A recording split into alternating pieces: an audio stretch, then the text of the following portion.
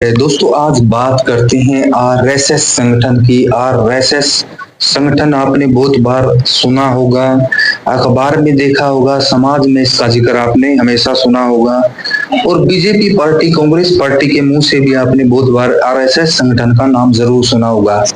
तो दोस्तों आरएसएस संगठन के नाम की फुल फॉर्म की बात करते हैं तो इसकी फुल फॉर्म है राष्ट्रीय स्वयं सेवक संघ। राष्ट्रीय स्वयं सेवक संघ। और दोस्तों इसकी स्थापना की बात करते हैं कि इसकी स्थापना कब हुई थी, क्योंकि ये बहुत पुराना संगठन है। इसकी स्थापना हुई थी 27 सितंबर 1925 को हुई थी और केशव बलिराम हेडगेवार ने इसकी स्थापना करी थी।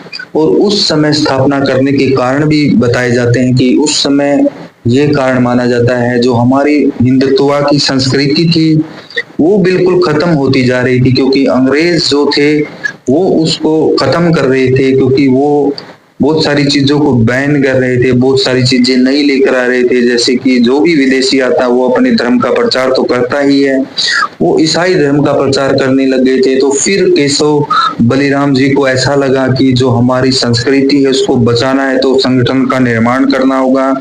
तो धार्मिक संस्कृति को बचाने के लिए इस संगठन का निर्माण होता है। आजादी की लड़ाई के लिए भी इस संगठन का निर्माण होता है कि भी आजादी की लड़ाई के आंदोलन में ये जो संगठन है ये कूदेगा। और उसके बाद जो है गोलवालकर जी 1948 के अंदर इसके अध्यक्ष बनते हैं। और उस समय ये होता है कि जो महात्मा गांधी जी की मृत्यु हो जाती है और मृत्यु गोडसे ने करी थी, तो गोडसे का संबंध बताया जाता है कि गोडसे का संबंध आरएसएस से है।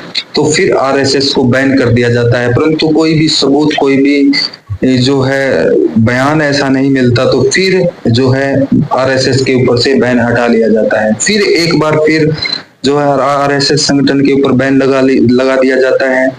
1975 1977 के बीच में जब आपातकाल लगता है तो फिर जो है बैन लगा दिया जाता है आरएसएस संगठन के ऊपर। फिर उसके बाद बैन को हटा लिया जाता है। 1980 का दशक आता है तो फिर उस समय संगठन क्या करता है कि बहुत सारी विंग बनाता है, बहुत सारे ऐसे और संगठन बनाता है जिसमें विश्व हिंदू परिषद, जिसका नाम आपने सुना होगा, बीजेपी पार्टी जो आज सत्ता में है उसका नाम सुना होगा वो, और छात्र संगठन और बहुत सारे ऐसे संगठन जैसे मजदूरों का संगठन बनाते हैं।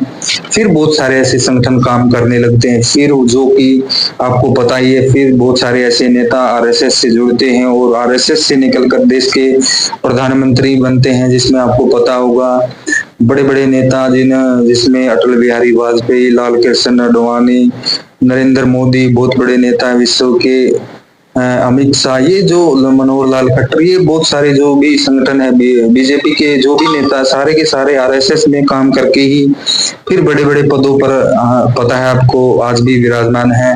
और भारत देश का नेतृत्व फिलहाल बीजेपी पार्टी कर रही है। और बीजेपी और आरएसएस का जो संबंध है आपको पता ही है, क्योंकि आरएसएस से जुड़े हुए लोग ही बीजेपी में आते हैं और बीजेपी में प्रधानमंत्री, गृह मंत्री, बहुत सारे ऐसे पदों पर आज भी हैं।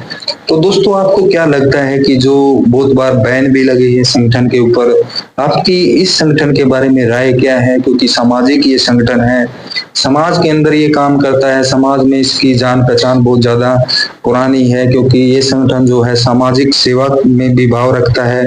अनुशासन में इसका होता है भाई, अनुशासन महत्वपूर्ण होता है संगठन के अंदर। और बहुत बार ऐसा देखने को मिलता है कि ये संगठन कार्य भी करता है।